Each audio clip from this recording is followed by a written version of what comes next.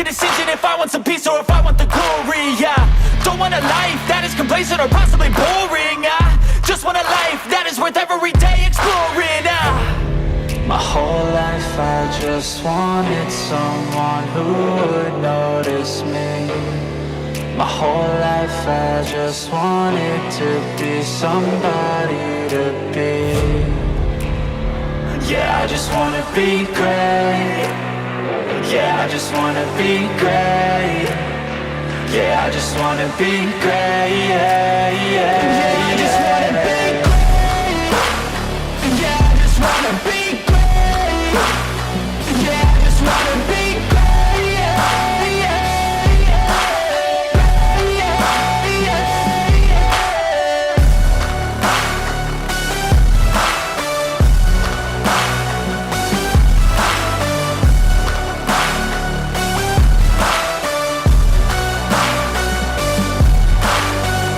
This is a statement to appreciate all that is vacant. It's just for the taking. If you make up your mind, you can take it. I'm never complacent. I would work in a mansion or basement. Yeah, there's no replacement for persistence. It's a patience. Yeah, in this life, I wanna be soaring, to feel sun inside when it's pouring, and I'll fight till anxiety is foreign. I'm so sick of my mind's extortion. My whole life I just wanted someone who would notice me. My whole life I just wanted to be somebody to be. Yeah, I just wanna be great. Yeah, I just wanna be great. Yeah, I just wanna be great. Yeah, I just wanna be great. Yeah, I just wanna be great. Yeah, I just wanna be great.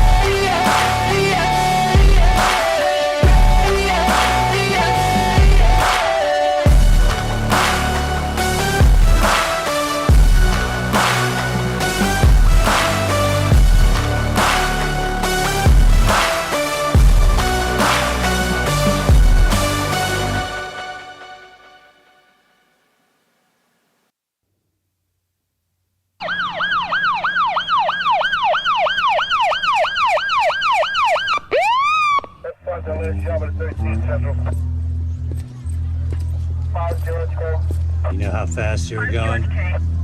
What? How fast you were going? I don't know. 10? 8.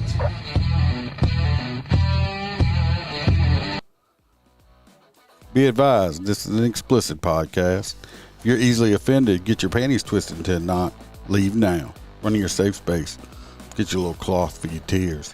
All the opinions expressed on this podcast are those of the host and his guest and do not reflect the opinions of any local or government agency.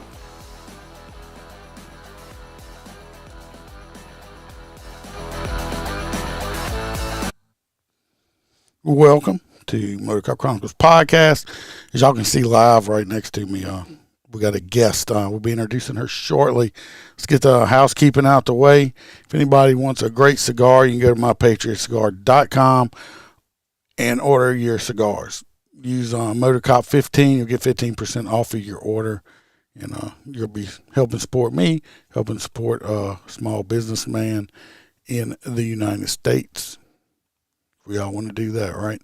And I think any order over $100, you get free shipping. Or you can send Holster some because, you know, he's always begging for some cigars for some people. If anybody wants any merchandise, like I got the Foxtrot uniform, Charlie, you know, it says fuck you on it. If you spell it out, you can get that one in the Etsy store or on the website. Go to my motorcopchronicles.com. All the links are in the bottom. And I also have the merch section. You know, all the t-shirts are available there and all the other good stuff. If you want any extra episodes, of course, you can go to Patreon, 3 different tiers. I think it's 200 things on there right now, pictures, videos, extra episodes, text. I'm pretty active on it. Or if you can't afford it, because I understand Joe Biden's fucking all of us and we can't get no extra money, I'm still going to keep putting out the free stuff. So we will shout out the full crew members right now. We got Miss Kelly Meyer. We got Jared Nitrous, Motorcop for Life. We got Mr. William Gibo. We got John DeMink. We got T-Bird. We got Hoppy Hoppison. We got Blake Walker. Aaron from the I Had to Say It podcast. We got Mr. Z Palmer. We have Roy Spalding, Roy with the S. We got our favorite girl from down under, JoJo. We got Natasha A. from the state of Washington. And we got my Dan Carlson with Burley Boards. Y'all go check him out. Makes a great product. You'll ship them to you, handmade cutting boards and all kind of other wood stuff. The cutting boards are so good, you can use it for chopping your food up, beating your kids with it, beating bad guys with it if they break in. Or if you're feeling really kinky, you can smack your wife in the ass with it too. Sometimes it feels really good. That's what I heard anyway. I'm not a wife. Y'all check him out also. And so I know y'all don't want to hear me talking. Without further ado, we're going to get over here with Miss. Let me unmute her. I got her muted. I'm pretty sure Ivana Williams. Yes, Ivana Williams. Ivana. So I'm also at the same time trying to do a little TikTok live too. We had Sailor George here. I think he might be gone. Kelly Myers here. Hey, Kelly. I didn't know I was going live today either. I was going to interview Miss Williams here, and she decided she'd like to do lives also. So here we are. And she's a former state trooper. If anybody wants to know her story, they can Google her name. It comes up. And like we'll say, and she says on her lives, you can form your own opinion. She is in an appeal process right now, so we're not going to discuss her case at all. We're just going to discuss other stuff. So once all her other stuff is done, I think she said she'd come on here and talk to us about that afterwards. But we're going to wait until afterwards on it. Okay? So that's going to be that. She was live earlier today, and she had a thing. She was, like I said, Mississippi Highway Patrol, so she was a traffic cop. She was a traffic cop that didn't like writing tickets. She was talking about window tint earlier today, and I have a thing. I have a agreement and disagreement with her. I didn't really pull people over for window tint violations. I did write them window tint violations, especially if I pulled them over for something else and they were being assholes. That was basically if you pissed me off ticket. Now, I did make stops for the complete windshield being blacked out because I didn't like that, because to me it's dangerous because you can't see nothing at night. But and still today with the normal, somebody has blacked out windows on the side and stuff, I don't mess with them unless I have something else and they're being an asshole. But So do you get a lot of people respond to you? A lot of questions? People don't ask me too many questions because I guess I'm just an asshole. Well, I guess I can kind of be the moderator. So I can jump on your TikTok live while we're Okay. here. I can just mute it where I can't hear you because I can hear you here. I don't want the thing. to mess up. But yeah. Because they had some people a while ago. See, there you are right there. They had some people earlier who were like, well, this and that.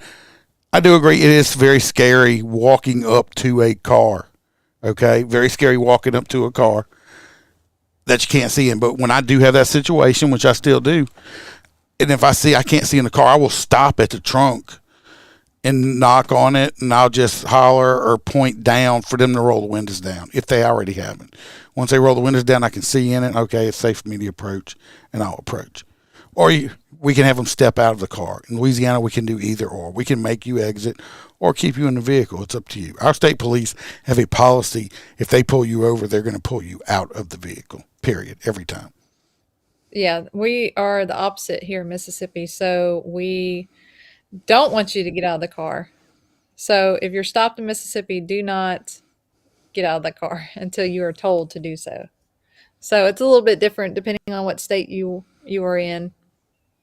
But what I was going to say is I can answer some of the message on TikTok, or you can, and that way I can kind of focus more on one camera than both cameras, and you can No, just. you can focus on yours. You ain't got to look at me.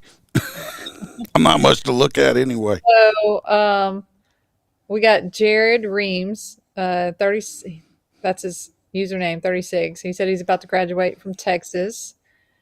Oh, okay. So old dude 30, Tommy Grapker, Grappler, Ideals. Have you seen that? ops Grappler Ideals. grappler. I don't know what that is. So he said it is something that they're using in Arizona, and I think they're using it all over. But it's wherever when you're in a pursuit. But the It's that rope pursuit, thing that shoots out. yes, Okay, yes. yeah.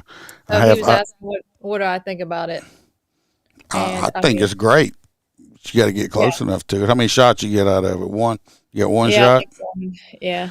I mean, they also make a thing. I've seen it in action. It's a spike strip that deploys off of the front push bumpers that retracts in and retracts out.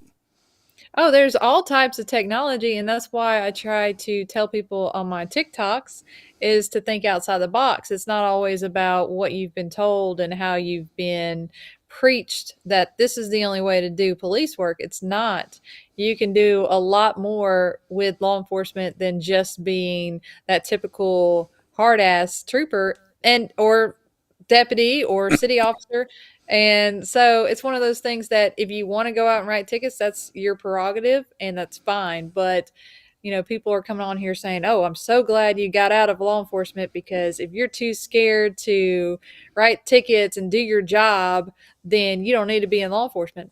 I never said I was scared at all. And majority of my career, other than maybe 2 or 3 times, I have not been scared because I let my breathing, be easy. And it's always that sixth sense that the hair on the back of your neck, like something's not right. So even working in Jackson, Mississippi, which is a very crime ridden area, if I had to pull somebody over, I'm still not going to be scared because I'm going to give them the same respect to those people in Jackson that I would give to somebody in Rankin County, which is like a suburb area. So it's really how you present yourself and how you approach a vehicle versus if I was in Jackson and I was like, get your hands up and, have my gun drawn and stuff like that, that's going to hype them up more. So it's a flight or fight mechanism for both of us, the people in the car that you're pulling over and us. So for me, it's just, I wasn't scared. And for people to say, well, you should get out of your job if you're scared to write tickets. It's not that I was scared to write tickets. It's that I'm thinking of the totality of it and not even from my viewpoint. I'm thinking of it from their viewpoint. Is it right of me to write them a ticket for going 10 over when I go 15 over all day? Now, if they're going 20, 25, 30 over, it's a different story. They deserve that ticket, But should I go 100 miles per hour to turn around on them because I couldn't get out quick enough and I had to wait for traffic to go by and then get out and go 100 miles an hour when they were going 70? And Well, I've had to go. Well, I've went after people that was doing 100, so you got to go really fast. Speaking of that, this morning, I want to tell you a story that happened this morning. And by the way, Tony's back. That's why I was laughing earlier. Make me a moderator, like I said. We talked about Tony earlier. Tony was back. What did Tony say? Those are not laws. Yeah, but he said ACAB earlier too. He's just back. But I heard my sergeant. He was after a violator this morning that was like doing like 95. So if you go catch somebody doing 95, you're going to have to do 100 plus. Why he was, I don't think he had his lights on yet. He was going to try to catch up with the person before. He calls on the radio. He's like, yeah, I'm after a violator. They were doing 95. And next thing, I don't think he realized that he was still keyed up. But he was like, because everybody heard him, he was like, God damn. Dude just passed me. My sergeant was doing 100 and some idiot passed him while he was. So whoever was doing 95 got away with it because who got pulled over, right? Yeah. Yeah, he passed up the cop that was doing 100. I've had one of those. I think I was going like 80 and somebody passed me going like 90 And I was like, "Are you kidding me?" And they noticed it as they were passing me. They slowed down. I was like, "Too late." Oh so yeah. Well, y'all so didn't I have told same them, lane. no, I was in the left lane and she was in the right lane. And No, I you didn't have same swear, lane radar. um, Like you could no, click it and clock people coming up behind you while you were moving. I can, but you see, I was going 85 and I looked at the speed and she flew past me. So I know my speed was 85 and she was going faster than me. So I pulled her over for going 85. And whether that's right or wrong, that's, the one of those law enforcement type things. But I pulled her over and I swear there was something wrong with her. I could not figure it out. And I can't stand those type of traffic stops because she wasn't drunk, she wasn't high. She did have I could smell weed in the car, but I could tell it was old. So, there was nothing I could really, like, find on her, and I'm not trying to find stuff necessarily, you know what I'm talking about, but I'm Oh yeah. talking to the You you were TikTokers you out were there. you were probably like me. I never was one of those cops that pulled somebody over because their license plate light was out or some little bullshit like that. Just to try to, I'm going to pull them over because their license plate light's not out because I'm going to stop them and see if they got drugs or something in the car. I never did that. Yeah. No, and that's I always made sure I had, like, a lot of times if I stopped you for speeding and you wasn't an asshole, even if you had a whole 5 other violations, I would just say, look, get it taken care of and just write you for the speeding ticket. And because that's what I so stopped you for. mine was different. Mine was the opposite because if I'm going to go 30 miles per hour over the speed limit to try to get you, it's not going to be a wasted time. So if I did pull somebody over, they'd earn that ticket, but if they had no license, no insurance, all that, I would still write them a citation for those. But what I would do is say, if you fix all of these, if I can remand that speeding ticket and everything, I will remand everything if you get your stuff together. Well, I'll write And you for not having insurance because that could hurt a lot of people. yeah. I mean, I have full coverage on both my vehicles, and so yeah, I feel like everybody should have it. But what I present to them is that if you don't have insurance on your car, can you even afford another car? And they're like, "Well, no." I'm like, "So go get insurance. It's like $25 for this beat up car. Go get it."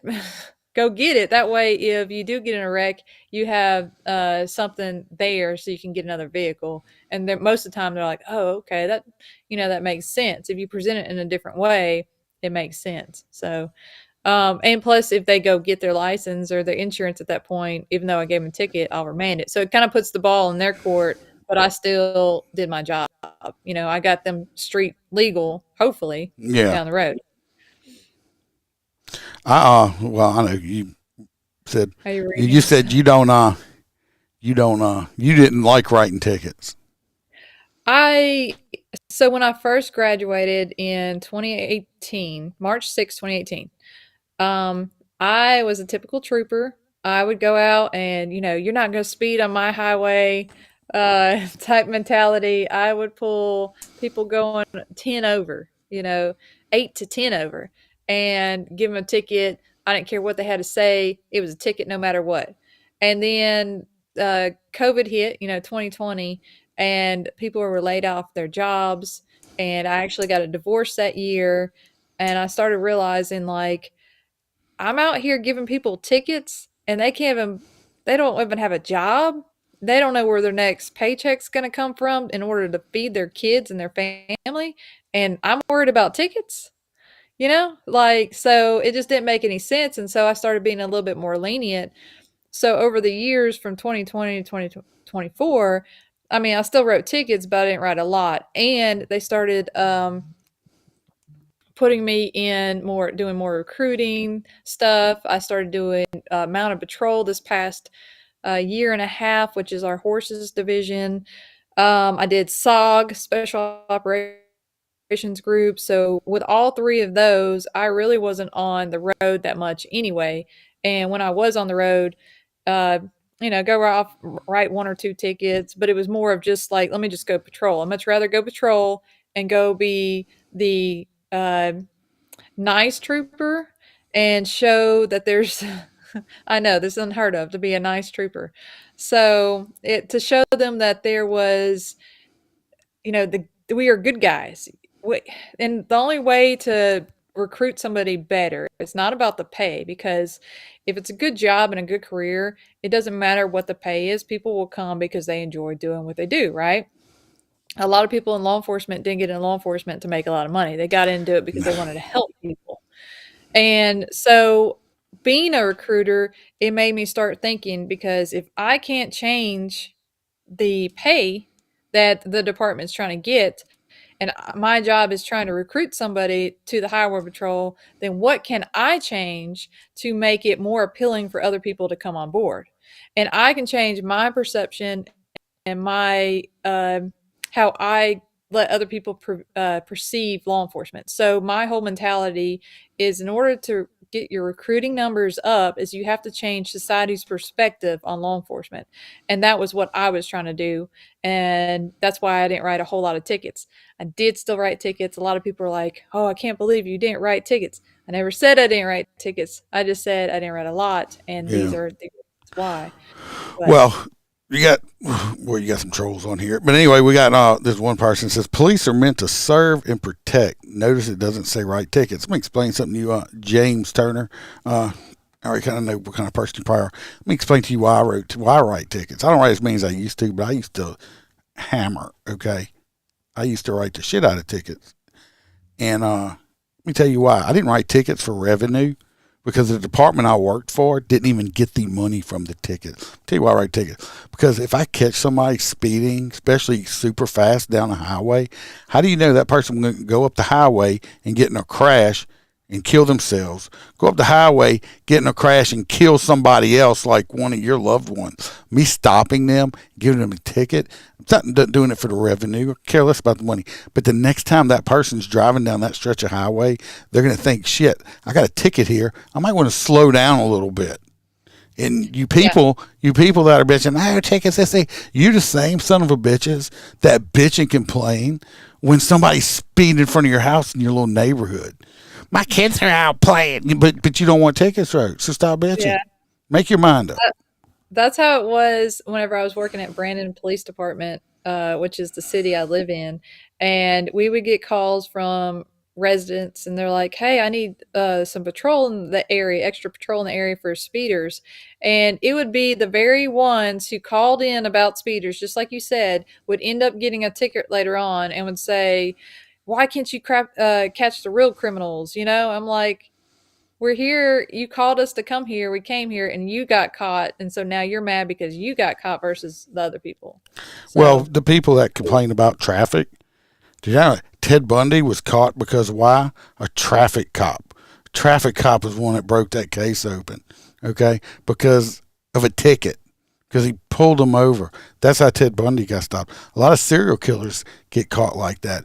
Oh, how about all the amount of drugs that get taken off of the street from traffic stops? I know a guy personally, he was on, they did one of these Dateline things on him recently I used to work with. He made a traffic stop on a speeder who they had a kidnapped woman in the back of it by two guys that were on their way to kill her. Guess who lived? Guess who's now alive because this cop made a traffic stop? Oh, yeah. I mean, it's definitely needed. And that's why I say not everybody needs it. You don't need a whole department with people like me, but you also don't need a whole department with somebody who's going to write every single person a ticket and as much tickets. I agree with you on that. You have to have diversity. Just like I never did, like when I first started, they had me out, I was young, nobody knew me. They had me out buying crack and street clothes. I hated every minute of it, okay? I hated every minute of being basically undercover. Right. I hated working drugs. I never did like working drugs, but you have cops that love working drugs. You have cops that love, solving burglaries. If you didn't have all these diverse different people wanting to work this different stuff, you can't have everybody wanting to do the same thing. That's why you have all these different divisions. I'm trying to read some of the comments. Somebody's Tony's on there again. Go talk to cops. Yeah. We talked about Tony earlier, so that's why we're laughing about this. Somebody says I was arrested on a mistaken identity charge, but after 6 hours I was free, but I know good and bad. And surprisingly, I've had something like that before, and you don't know what to do because you're just trying to figure out who the person is because you can't let them go. But at the same time, like it really does stink for them because there are people out there either using somebody else's social and getting away with it or same birth date, same name, things like that. That's why it can be very frustrating. And so it's one of those things that you just, without fingerprints and stuff like that, you just can't really Yeah. help. One of mine on here said, Kelly said, I thought it'd be safer than stop sticks to keep. No, Kelly, the one I'm talking about, it's kind of like that grappler, is actually mounted to the police car in the bumper. So you pull up by the car like you're going to pit them, but you don't pit them. And you push a button and the stop sticks shoot out of the bumper. And then when you hit the button again, it sucks back up into it. So it's safer because the cop's physically not out there, but you still have to get beside the car like a pit maneuver, which is still dangerous by itself. Yeah. So somebody's asking, was patrol school hard? I've actually, a couple of people asked them about that. So patrol school was pretty hard. I don't know if you, since you're from Louisiana, I don't know if you've heard how hard patrol school is over here in Mississippi. But for here, it's supposed to be like the top academy in the United States of how difficult it is. Like going through Marine Corps, but it's for police, basically. Wow. And so it was very difficult. But for me, going through it, it was more of just like having to be there and do you're a grown adult. You don't want to be told what to do every single second of the day. And then getting up at, 4:50 every morning, having to eat what they make you. You can't have coffee, tea, any energy drinks. Like you drink water and that's it. And then you're lucky if they give you like watered down Powderade. Powder? Is that what Powderade? Doesn't sound Powerade. like Gatorade. Gatorade. Power. What's that? They have Powerade. Powerade, just not powder. Powerade Just power. Yeah. and Gatorade. I was putting the two together. So, trying to read some of these comments though. Well, I know when I went through academy was in 1995, so it was quite a ways back. How old were So, you then? 6 years old. 1995. Yeah, I was 6. Yeah. 6 years old when I was in police academy. I'm an old man. Yeah, I started when I was 21 as a dispatcher for Mississippi College Public Safety Department. And then I went to Madison Police Department. I've worked at Hines Community College Police Department and then Brandon Police Department before I became a trooper. So in and out of law enforcement from 21 to like 28, but got my master's degree while I was sitting out raising babies. And then I finally got in Brandon, worked there a little over a year, and then went into the Highway Patrol and went through their academy and was with them for a little over 6 years. But they don't claim you're a trooper. They don't claim that's your start date until you graduate. So I started the academy October of 2017, October 28th, 2017, and graduated March 6th, 2018. So they won't officially say you're a trooper until you graduate. So Rusty said he went through police academy in 1987. That he's old. Rusty, if you'd like to be on my podcast, just get in touch with me. I'll give you a follow. Hit me up, and you can tell some of your stories from back in the day too. Because these new cops don't know how it was being the police before they had all these cell phones and all that stuff. I remember if dispatch wanted us to call in, we had to stop at a payphone or something like that and slip a quarter in it. well, that's what they used to do over here with the Highway Patrol too. Is I heard that there was like, well, you go on a run. That's what they're called. You have a run. The area you patrol, certain highways, and that's your run. And somewhere along your run, there'll be like a gas station, and if a light was on, and this is old school trooper, so if I'm saying it wrong, if there's any retired troopers that know more than I do, let me know. But if there was a light on at that gas station, then there was a call or a voicemail per se that was waiting for them. So they would pull into the gas station, go to their little phone booth, call into the radio room, or call into their voicemail or whatever it is, and they would get where the accident is and where they needed to go. And that's how they were able to get the calls to come out. So that was, I guess, before CB radio and stuff like that.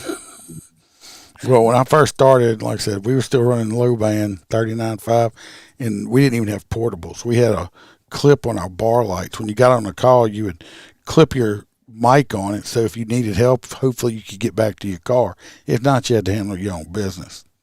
Call boxes. Some guy named Mike said call boxes. Maybe that was what it is. Call boxes. They used to have those on bridges around here back in the day. They don't have them no more. Where if you broke down, you could, just before cell phone, you could pick up the call box and we go like to the state police or something like that. So. Yeah, people still are like, why are you not a cop anymore? So I can't read all the comments.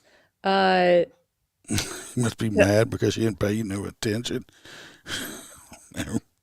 Keep sharing, though. If you guys keep sharing, it helps with the views. And Motorcop Chronicles podcast, if you go follow him. Yeah. We're live TikTok. on there right now, too. On TikTok? No, we're live. No, we're live on Facebook, YouTube, Okay. Instagram, Vaughn, Twitch, Rumble, like 8 different platforms. Go to Motorcop Chronicles podcast, and you can go follow him on Facebook and TikTok. And great guy, very great with conversation. So let's answer a few more questions. There are a lot of people asking again, why was I fired? Which I still don't get it. Like, if I worked at McDonald's or something and I was like, hey, I'm a former McDonald's fry cook, nobody's going to say, why were you fired? Nobody's going to care. So I kind of wonder what's such a big thing. They just had a guy convicted out here, okay, for some child porn. Not child porn, I'm sorry, for messing with a teenage boy, okay. The article headline reads, former Ascension Parish deputy convicted of such and such. Okay, this guy, this is a second conviction on it. He hasn't been a deputy in over 20 freaking years, okay? Yeah. This guy hadn't been a cop in so long, okay, and he was but that's still with a former deputy.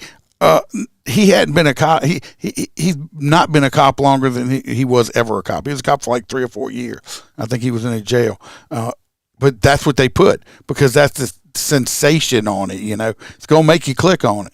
It's clickbait, right. Just like on YouTube. You ever see some of these YouTube on the little what do they call them? The little catch screens, when you're flipping, looking, and it's a picture of a girl in a bikini or something, half naked. You click on it, and it's about, frogs mating or something like that. It's just clickbait. That's all it is. And that's the thing with everything that's going on with me is that it's bigger and better news if they say trooper from the highway patrol is fired for such and such. And now they're like, former state trooper appeals her decision or appeals the termination, It's all about news. And that's why they won't put out the whole truth on any of these articles, is because it continues to drive the story. And if they would just put out the truth, what I put in a court document, then it's no longer a story anymore. So it's just one of those annoying little cases where I wish I could just tell it all, but I got to wait. Well, how about this? And you'll know for a fact too. How many times do you hear stories on this cop accused of this or this cop accused of that? And then that's all you ever hear about it. They never go back and say, oh, the cop was exonerated and they found out that the bad guy or whatever was lying on them. They don't come back on the news and put that on there because nobody cares about that. It's not sensational. They don't come back and say, Officer Bob, Jimbo was lying on them or something. They don't do that when it's found out. It just like disappears because the American people's, attention span is like a kindergartner, they'll forget about it and it just disappears. Yeah, exactly. It's not news anymore. And so the same thing with my case, and people keep wondering why do I keep going on social media is because I have a method to my madness. Because by the time I actually get to tell my story, I will have so many following, hopefully, have so many followers that it will make it actually I mean, I don't want to say worldwide, but it make it bigger to saying, hey, here goes a trooper that was wrongfully accused or wrongfully terminated, and she has her job back because you know what? The news might not report about it because that's not a good narrative. That's not a good story, but it will be reported about. And if I have to bring it to the attention of the social media and the world, then that's what I'll do because I'm here to eventually talk about everything that has happened and how it can, deter people at other departments from making the same mistakes, admin and law enforcement officers as well. So it's one of those things that I think it's a lesson, learning lesson and something that could help people down the road. And that's going to be my kind of platform, as you may say. Tim Chapman popped over. He says, I was watching Ivana on TikTok, didn't like she was on here with me. And then David Summers is like watching from Shreveport, Louisiana. We're getting you can ask anything. Somebody asked what was the topic. We're just talking. So just ask anything on law enforcement stuff wise. Yeah. So Joe said they will likely make you silence a condition of your reinstatement. So like a non-disclosure agreement. And that's one of those things. Well, right now I don't have a non-disclosure agreement. So, you need to hurry up. So, and I always joke with everybody about everything, like, because if you don't take it, with a grain of salt, then you're going to be in the corner crying about it, So like, it's not the end of the world. The world is not going to, die tomorrow. It's going to be okay. So there's a lot worse situations out there. I'm good. A lot of people have asked me, well, like, how are you doing? And, this has got to be a huge burden on you. And I'm thinking, like, for most people, it probably would be. And to be honest, if I didn't go through the training I went through with, law enforcement of how you are constantly being called pathetic, you're being told you're never good enough, things like that, then yeah, this probably would be pretty difficult. But I do think law enforcement training academies have a purpose behind it. And should we be taught militaristic type? I think it needs to be half and half. I think it needs to be, yes, you need to be taught militaristic because when sugar hits the fan, is that what it called? Or shit hits the fan? When shit hits the fan. When sugar hits the fan, it could make cotton candy, I guess. All right. When shit hits the fan, it makes a mess. Right. It's when shit hits the fan or sugar turns to shit. So either one of those, you have to have both militaristic style training, but you also have to have that de-escalation because that's a lot easier to talk somebody in the back seat than it is to fight them. Especially women in law enforcement or smaller men that don't have that strength behind them. You have to learn your pros and cons, I guess, and you have to learn your limitations. So my limitations, I know that I'm not going to like roughhouse a 6'5", 300-pound man, but I can sweet talk him, And if that doesn't work, then, we'll get in a fight. That's where that militaristic aspect comes in. Texas Jimmy James over here on your TikTok is like, I'm in law enforcement. What do you know about law enforcement? A question. Where is it at? I just lost it. But anyway, Mr. Jimmy James, it says you're in law enforcement. I clicked on your thing. Are you lying? Because it says you worked in armed security. Two different things. Armed security and law enforcement, two different things. I have respect for security officers, but you're not in law enforcement. You're in security. Two different things there, buddy. So I don't know what you would like to ask. Since I've been doing this for almost 30 years, well, I don't know. I know a lot about law enforcement. What do you know about it? See, She's see, nice. She's way nicer than I am. She's way nicer than I am. So, Chad, he said, this is another person. Chad, what does your husband think about this? So, Chad, I'm not married, but that is something to bring up when it comes to women in law enforcement, and a lot of people don't think about it. Is that male ego, right? So, my ex-husband worked or is still working for the city department, and whenever I became a trooper, that ego just couldn't handle it because he assumed I thought I was better than him. He even stated it. He's like, "You think you're better than me? You look down on me ever since you became a trooper." And I was like, "No, that's your perception of me." But I don't know what Chad is referring to as far as does my husband like it? I'm assuming just he was asking about me being in law enforcement, but a lot of men can't handle a woman in a powerful role like that. I don't know if you've worked with women in your agency or not. I mean, Yeah, have you? we got some women patrol officers and stuff like that. Some are great, and some are a little bit too small or not strong enough to do the job. Maybe a little bit worried, I mean, Yeah.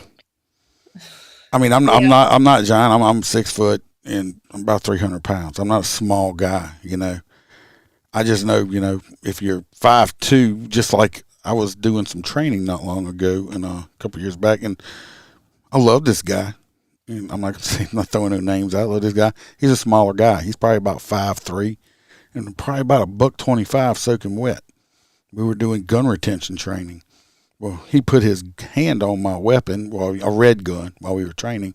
Of course, I locked him up, and I went to twist to get him off my gun, and I guess I had too tight of a grip on his hands because his feet wasn't on the ground no more when I twisted, and I spun him around like he was like, I mean, I almost slung him across the gym we were in. Okay, it's just like I said, women can do the job fine. It's like in some situations, though, I think if they come around to a bigger person, they should maybe call for assistance earlier than a man would have, which I think that's what they should do. Well, so I agree with you as far as like maybe should they?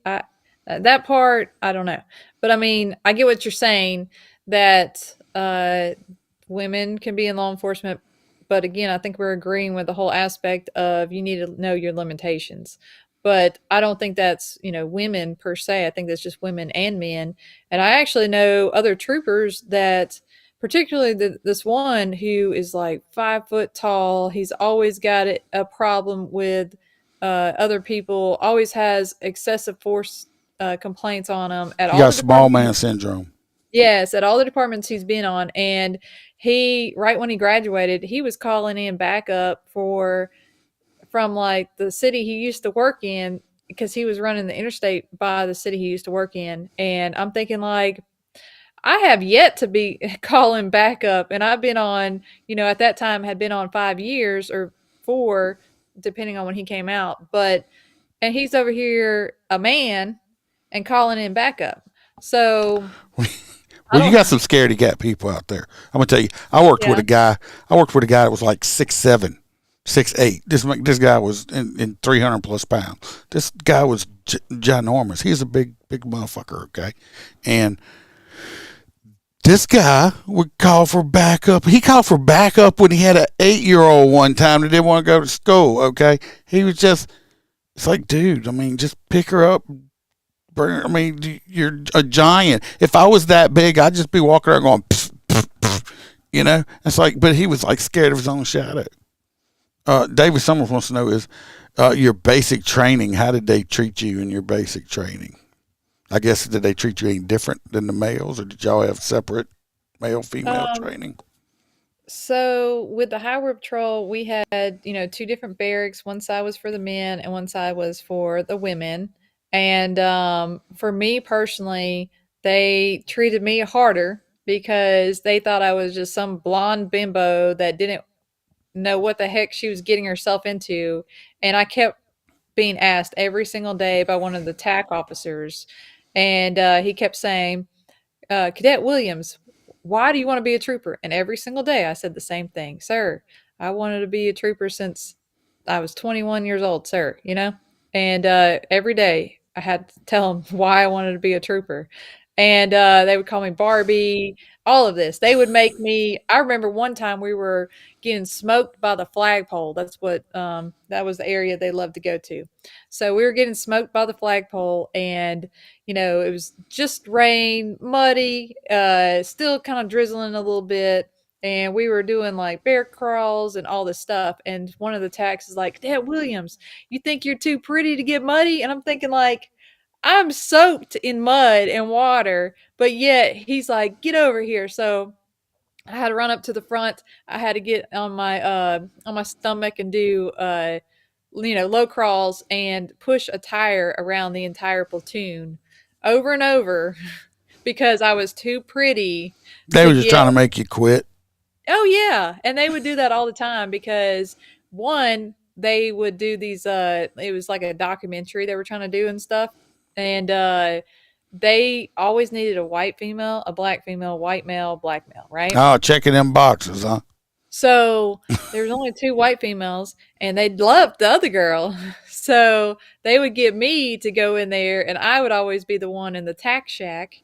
If anybody's from Mississippi on my TikTok that knows what the tack shack is, but I would always have to go in there and be, they would smoke me just because they were trying to get that box checked for the video. So they constantly were on my ass, and I remember a tack at the very beginning of patrol school. He asked me, he's like, Cadet Williams, how long are you going to stay? And I was like, sir, the whole time, sir. And he looked at me, he started laughing. And 19 weeks later, I was able to go back up to him, and I told him, I was like, you remember you telling me that? And he's like, no, I don't remember. I was like, well, I stayed the whole time, didn't I? He's like, yes, you did. So I'm stubborn, I'm hard headed, and that's one of the reasons why I got through it. And I guess that's a good quality when it comes to people who, like Tony, if he's still on here, who Oh, wants, Tony's still here. who, Yeah, who wants Tony's to not still going be nowhere. He negative. just loves it. Oh, he does. He's loving the But I'll tell Tony this: we know that you believe that code policies and ordinance are not laws. Okay, you can stop saying it. We know that's what you think, or not unless you got a stutter. Do you stutter, Tony? Because you Yeah, keep repeating it. I mean, we get it. We get it. David Summers says thanks for the answer. He appreciates it and the service. Somebody asked what class number you were in. So in basic, I was in class 238, and then in patrol school, I was in class 62. So 238 in basic, I graduated in 2012, and then from patrol school, I graduated in 2018. So two different academies. One was 10 weeks, and one was 19 weeks. And if anybody, y'all keep asking, if anybody wants to know why she's not in the cop no more, go Google her name. You'll see. And you, like she says, you can make your opinion up for yourself. Yeah, still in litigation. Can't talk about it right now. As soon as I can, as soon as my attorneys say I can, I am going to write a dang book about it. It is going to be broadcast from every single social media account I have as many times as I can. So just wait. I'm not hiding anything. That's why I'm on here. That's why I'm in the spotlight, is because I'm not going to run and hide. And just, I guess, keep following along. Hit subscribe, and then that way, whenever I do get to say stuff, then you'll be the first one to find out. Her full name is Ivana Williams. Yeah, it used to be Cannon Geyser. Somebody asked that one time. Well, that's a hell of a last name there. Cannon Yeah. Geyser. Growing up in the South with Ivana Cannon Geyser, that was very difficult. My family is my dad's from New Jersey. My mom's from Mississippi, but she was an army brat her whole life. So she's lived in, Germany and all over the world pretty much. So she never really was here until she was about 25 when she came back. but her parents are from Mississippi. But my family heritage on my dad's side is from Bulgaria, so we're Hebrew, we're Jewish. So that's kind of where I get that Ivana name from. Well, Brad and Rob says he's pretty sure he saw you do incline push-ups on an air conditioning unit at MLEOTA. Wait, where's this comment? Because he I, must I know. rolled it back. Brad and Rob, Braden and Rob. Well, He's not too far up, I just a can't little find bit. it. But that if you're talking about in the chow hall, that definitely was me. I was doing push-ups. I think it was because I didn't drink all my water. Like you had to drink 2 cups of water before you left chow. And I remember I had like a little bit left of the second one, but you have to eat so quick and drink, and I had braces on and all that, and I was just trying to chug it down without throwing up. But their whole saying going around the chow hall room was eat now, nose. It Eat was now, something. throw up later. No, it was I forgot what it was, but it was something. And I just couldn't finish that last little bit of water. And when the TAC officer saw it, and he's like, Cadet Williams, why don't you drink all your water? I was like, sir, I feel like throwing up, sir, or something like. He's like, well, I'm gonna make you throw up. So I had to put my legs on the air conditioner and do incline push up until they told me, hey, but you know what? I was doing a good job too. Like you gotta be proud of that. Like being a female, being able to do incline push ups. You know. So David wanted to know if they had any kind of like DEI classes and stuff you had to take when you were in academy.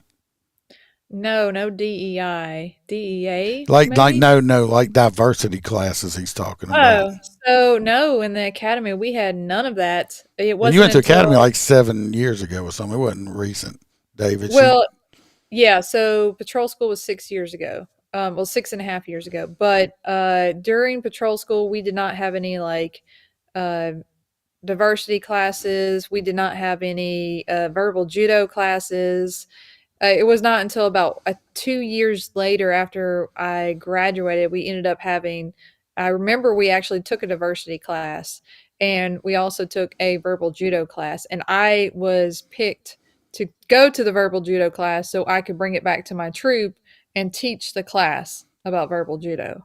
So I actually like both of them. I think it's needed more. There's, like I said, that was now 5 years ago, 4 or 5 years I ago. love verbal judo. It's like Jedi mind tricking people. It Yeah. really is. And then the whole thing, like, all right, you can ask somebody, and this is not verbal judo, but after a while of being in law enforcement, you start learning how to ask certain questions, and you're like, so, all right, and I'm always upfront and honest, and I'm like, to the point, right? I'm not going to hide it. I'm not going to like, oh, I know there's weed in the car. Let me try to get into the car. No, I'm going to just say, hey, where's where's the weed at? You kind of Like, like me. I'm like me. I personally, I've done this for many years, even before it was more socially acceptable. I wasn't gonna bust somebody for just some little personal weed. This is even before they even kind of decriminalized it a lot. I'm like, because you know what I never had to chase. You know who never ran from me or fought with me or anything like that? Weed heads. People high on weed never fought me. Crackheads, meth heads, heroin addicts. I've had to fight and chase and do all that with them. I ain't never had an uppity weed head. But I'm like, oh man, but so I'm like, is this all you got? Yeah, you sure? So if I checked it, I got this right here. Okay, I wouldn't let them take it with them. I would dump it out in yeah. front of them because So I dumped it out in front of them for the simple fact somebody said, "Oh, you took it home and smoked it." No, I didn't. I dumped it out in front of them, but well, I never arrested them for it. yeah.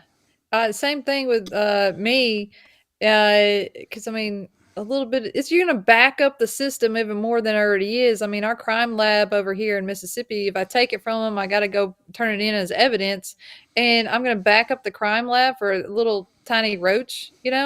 So I want to ever like get the weed from them or whatever, and I would just tell them, I'm like, Look, I know there's something in here. I know it's not much because you can, after a while, you can tell if it's old, new, smoked, or just been in the car. You know, Yeah. you can tell all the difference. And so if it's something that I could tell was old or, not much of it, and that's another thing, you could tell if there's a lot or a little. Um, Tony asked another question.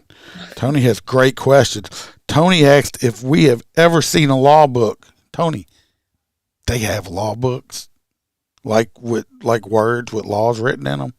Fuck, I'm gonna have to go look that shit up. I ain't never seen a law book before. I just thought it was like magic stuff we made up in our heads. So no, Tony, I've never seen a law book. If you get a hold of one, just email it to me.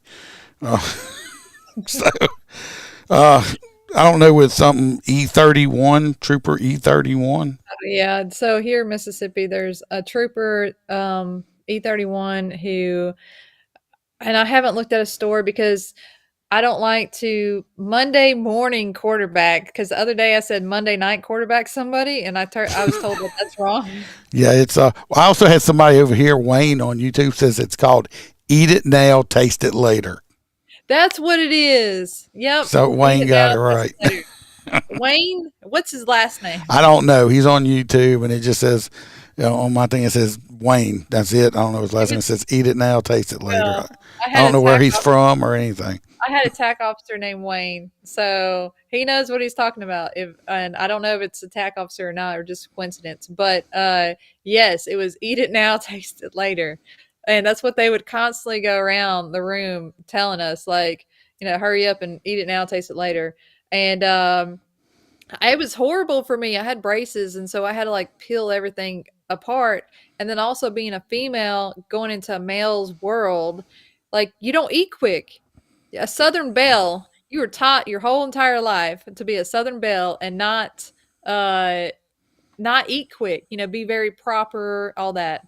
So it was hard for me to get any food in while we were going through patrol school. So one of my officers, Christina, over there, and I don't know if she's in Maryland or DC right now, but she loves Duke the dog. That's who's laying right here behind me. He's one of our. I think she asked to see Duke. There he is. He's resting. I got him elevated. He's got a sore on the side of his head, Christine. If it don't, I don't know what it is, but if I can't get it healed up, I'm going to have to bring him to the vet. It's always costing me money. And David says his ex-brother-in-law was a policeman down in Meridian.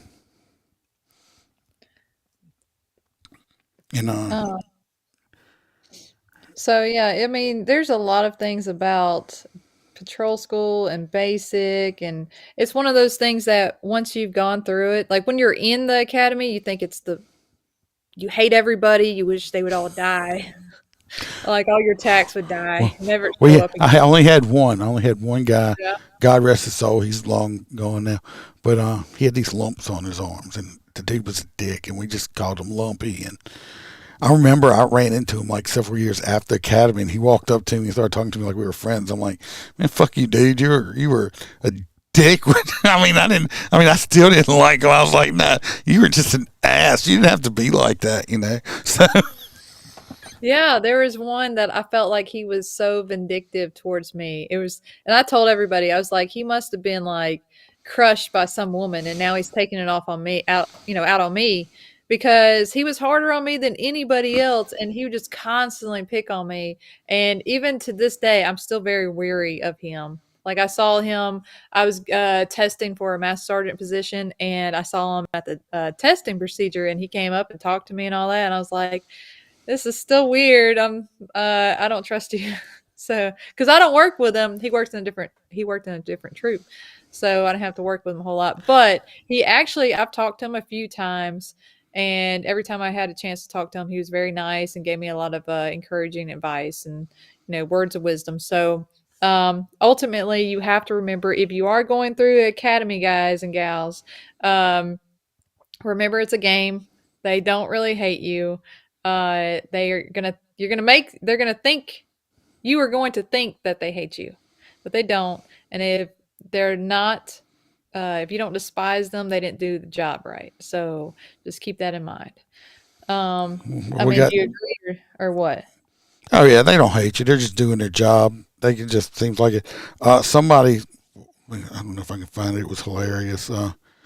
Eddie Imperial says, actually, the Black's Law Dictionary is a magic spell book. Who would have thought it? Didn't know that the Law Dictionary was a magical spell book. I need to find that one that I don't know, makes me not sweat during the summer. I want a spell to keep me from sweating on that motorcycle. Somebody asked if somebody was a real cop. I don't know if you're talking about me or her. Yes, she was a real cop. I'm still a real cop. So, I think they, because I think I saw that earlier. I think they at somebody else. Then David wants to know, he says, he's asking basically about those auditors, the people that come around and videotape the cops and stuff like that, and how do we feel about it. Personally, I don't care if they do. My thing is with them, because they have the right to do it. It's a constitutional right. I don't mind being videotaped. What pisses me off about the auditors is they're rude. You don't have to be rude about it. Because I've watched a lot of, it's like, I don't care. I mean, videotape me all day long. I don't care. Most cops are videoing with body cams anyway. But when you're sitting there calling the cop a fool or a sucker or asshole, there's no reason to be rude to anybody, especially when they're not being rude. So if you want to be an auditor, be an auditor. But you ain't got to be a dick about it. Because you only doing that because you want the cop to do something to you, because you don't have a real job, and the only way you get money is to sue people. You got to sue people. And if you don't get to sue enough people, you're still stuck in your mommy and daddy's house when you're 45 years fucking old. Or it's making videos on cops. Controversy. Because if a cop was like, "Hey, bud, I don't care if you video me," like, you think they're going to put that on YouTube? No, because it's not going to get enough attention. So they need the cop to get mad and pissed off. So they want to be rude about it. I said when I retire, what I was going to do, because we had some around here where I live. Of course, all the cops know now, so they're going to move on to different places because all the cops will see them and it's like whatever. But I said I was going to, when I saw them, I was going to videotape. I was going to audit the auditor while they're videoing the cop. I was going to video the auditor and ask them questions. So Tony came back on. He's been a great mediator here. Tony came back on. He said, "Don't roll down the window all the way, or don't roll the window all the way down." So I don't care if somebody doesn't roll down the window. I don't care. I just need enough space to give me your license. That's all I need. And for me to slide it back in for you to sign it. And if you don't want to sign it, well, in Louisiana, I can bring you to jail for not signing the ticket. I refuse to sign. That's fine. I'll just arrest you. Because speeding is actually really a crime, even though it's a traffic offense. But it's a crime because a ticket, people are like, I'm not signing that. I'm not admitting guilt. I just told you, sir, by signing this is not an admission of guilt. All a ticket is like a subpoena. Right. That's all it is. It's a promise to appear in court. A lot of people will pay them because they don't want to appear in court. But it's not saying that you're guilty. Come to court. If you don't sign it and you piss me off, I'm not going to refuse to sign. I'm just going to break your window, pull you out the car by your head, and put you in fucking jail. And yes, I'm that asshole. I've done it. And then they complain about it. He pulled me out my car by my head when I didn't sign a ticket. And the judge looked at him and said, okay, and because I had the legal right to do it. You don't be a dick. I'm not going to be a dick. I'm just doing a job. Just let me give you your ticket. You don't have to be rude to me. Why you want to be rude? If I'm not being rude to you, why do you want to be rude? I've had so going back to those auditors and stuff, like I've had, and they're not auditors or anything, but I pulled people over for, like, one person I remember pulling over for no tag. And I was just simply trying to see where the tag is, pulled her over. She's like, "Why'd you stop me?"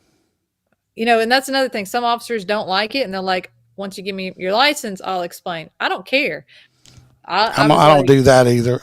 When I make a traffic stop and pull somebody over, the first thing, I'm not introduce myself. My name's on my shirt, embroidered, big as fucking day. Okay, if you can't read, that's your problem. But my name's right there. I don't walk up and say, "Oh, I'm Deputy so and so from such and such parish." I walk up. First thing I tell them out of my mouth, "Sir or ma'am, the reason I pulled you over is because you were doing 70 and a 50 or whatever." Right. First thing out of my mouth is me telling you why I pulled you over. So there's no question about it, because it's not a game show. It's not a quiz. I don't walk up and say, do you know why I pulled you over? It's this ain't a test. Okay. I'm going to tell you why I pulled you over. You don't have to look at me. Well, if you tell me, no, I already told you, this is why I stopped you. Well, I wasn't going that fast. Well, that's fine. You don't have to agree with me, but you'll have to take that up in court.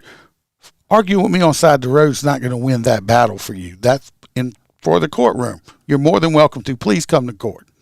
I welcome it, but I'm not going to sit there. Now, if you keep up with me and your attitude is the way I treat you you're going to dictate the way I treat you. Because somebody on here said, oh, see, they're tyrants and this and all this stuff like that. I don't even ask you your name. Give me your license and your registration, stuff like that. All I want to do is issue the ticket. Do you know what? 99% of the time,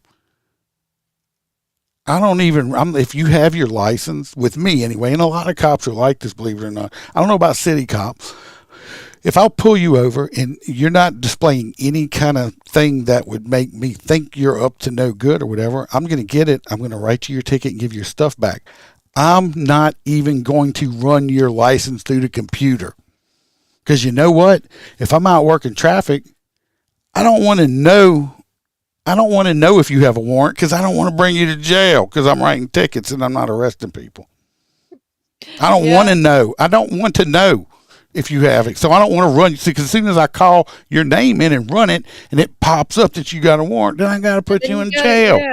You see, people don't get it. People don't get it. It's like, look, I'm trying to help you out right now. I'm trying to help you out. I'm like, whenever they start giving me those little side-eye looks, hang on.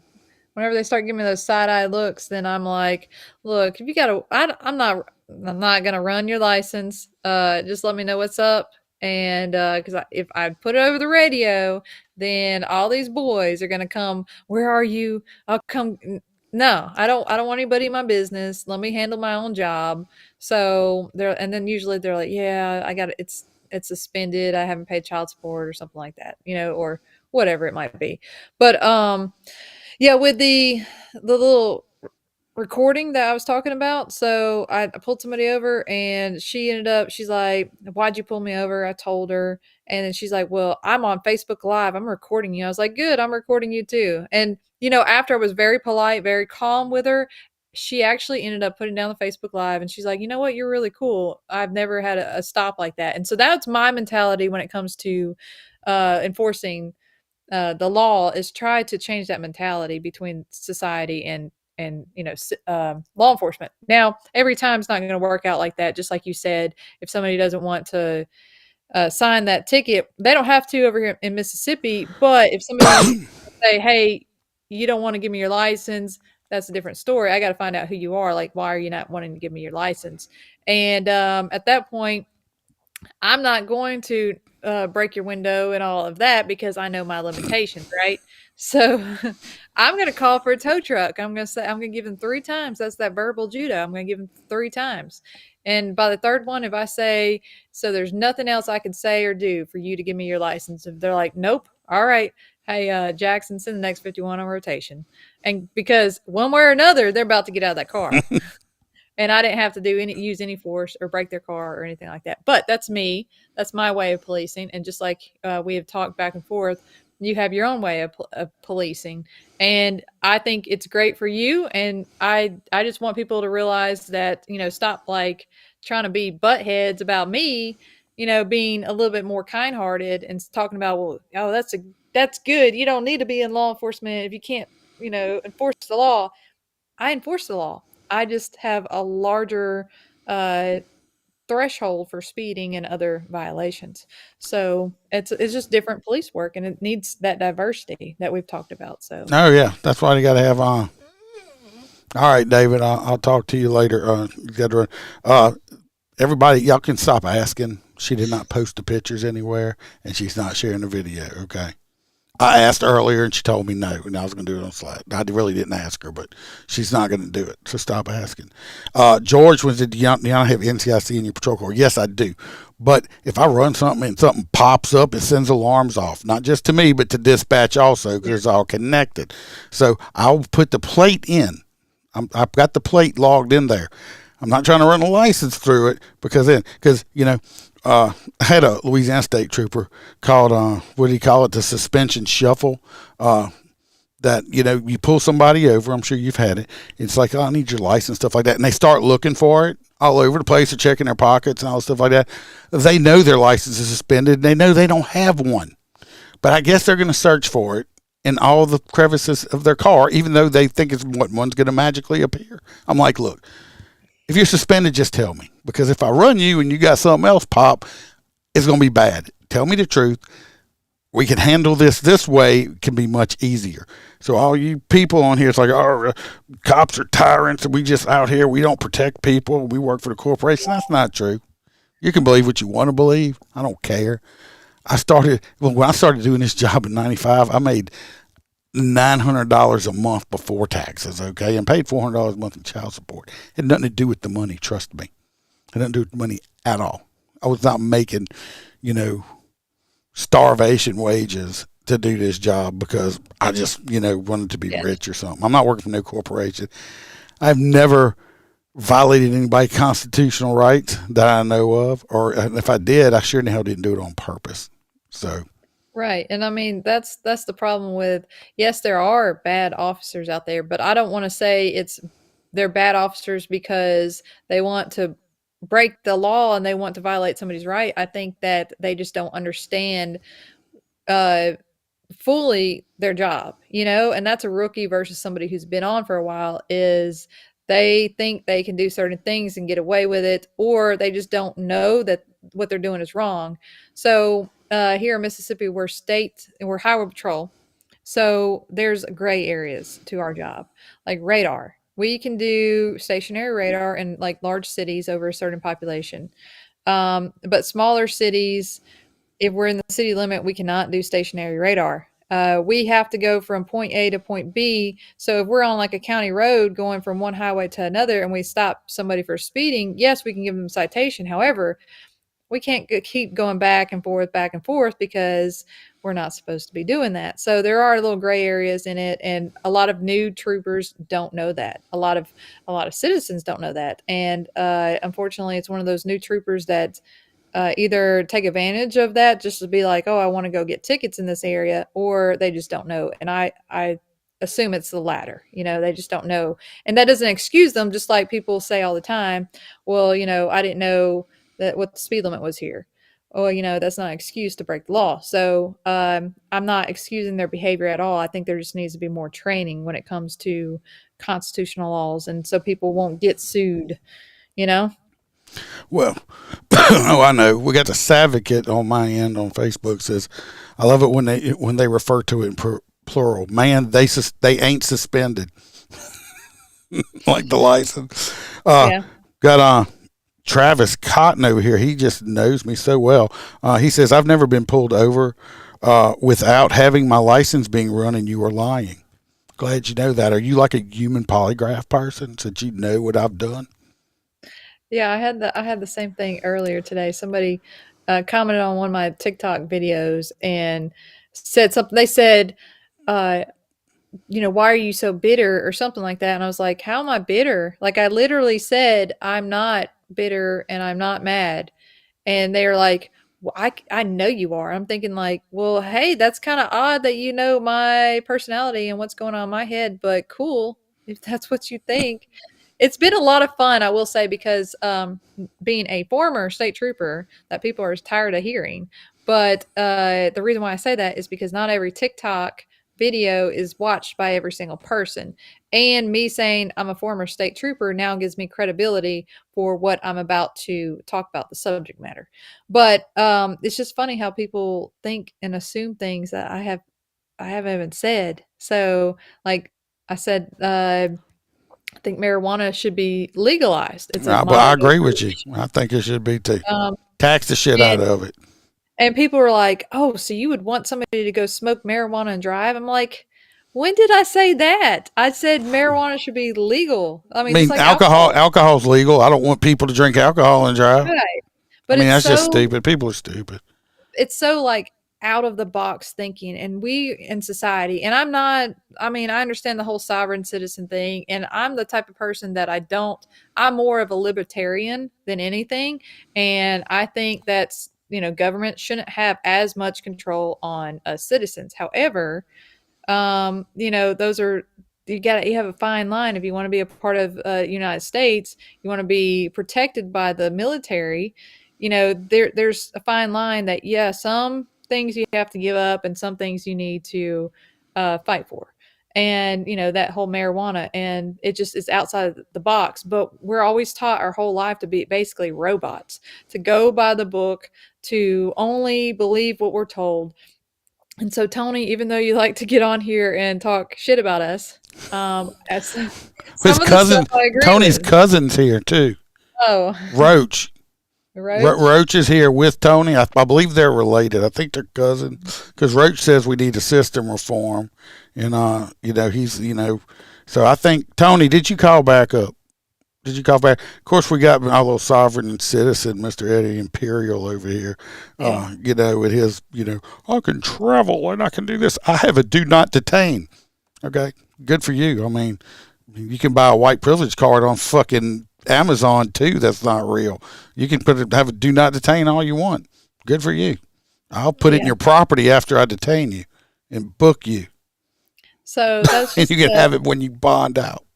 Well, I think it's funny because the reason why I do all these controversial videos is because I get a lot of these sovereign citizens and other don't tread on me type, is it 3%ers or 1%ers? What are they called? One percenters. Start three. I don't know. It's something. I don't. But they get on my page and start talking about how the Constitution is the law, and any articles or amendments to it is not the law. All this stuff. I agree with certain aspects of what they're trying to say, but at the same time, because you live in this country, you have to abide by, laws, and until you change it. And I'm not saying that it's right for the government to control every single thing we do. I absolutely don't agree with it. And I think there are too many laws, but that's why I try to do the best I can at being that middleman, because without me, who else is there? Who else would do it? It'd be total, is it tyranny? Yeah, that's it. Tyranny. Tony Roach said, "You've already earned the hate. Love you, brother. Work hard for it. Every bit of it. I can feel the hate juices flowing through me. You know what? I think I may. No, I'm not going to lie to you. Hold on a second. Let me check right here in my pocket. Nope. I'm a lot of fucks for you. There's no fucks to give to you. I don't care, Roach. That's what you don't get. Y'all think you bother me. Y'all are fucking entertainment for me." And us. I love it. Our listeners think it's funny. The funny shit there's, y'all are funny. So keep it up. Keep it up. I just love it. So that's why you haven't been kicked off. That's why you're still here. Come on, Tony. Roach. Yeah. I think do y'all get together? How does that work out? How's that when y'all get together? Y'all just get together and I don't know. Well, my phone is about to go dead. So I guess this would be a perfect exit. I don't know how long we've been on. An hour and 20 minutes. Okay, good. Well, that'd be a perfect exit for both. I'm going to get off of TikTok. Thank you guys. Don't hang up yet. I'm going to end mine out, but don't hang up yet. Yeah, I'm just getting off TikTok. Okay. Everybody, I hope y'all enjoyed it. I had fun. I hope she comes back because this was just fun. And we'll be back Wednesday for sure on for the midweek news. So y'all come back for that. Everybody be safe.